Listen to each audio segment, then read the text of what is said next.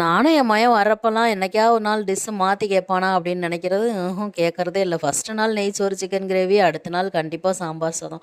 இந்த தட்டைப்பயிர் குழம்பு, தக்காளி தொக்குன்னு ஏகப்பட்ட டிஷ்ஷு உன்னோட ஃபேவரெட் இருக்கேப்பா, அதெல்லாம் கேட்கவே மாட்ற அப்படின்னா, அந்த சாம்பார் சாதம் தாம்மா அங்கே நல்லா வைக்க மாட்டேங்கிறாங்க அப்படின்னா, சரின்னு சுட சுட சாம்பார் சாதம், அதுக்கு சொனையா ஏதாவது தொட்டுக்க வைக்கலாம் அப்படின்னா, அப்பளமே தான் வேணும் அப்படின்ட்டான். சுட சுட சாம்பார் சாதம் வச்சுட்டு, அப்பளத்தை வச்சுட்டு குடும்பத்தோட எல்லாரும் சாப்பிட்டு, அப்படியே ஒரு யூட்டன் போட்டு அம்மிக்கு வந்துட்டு ஸ்கூல் பேக்கு செத்து போச்சு முழுசாவே.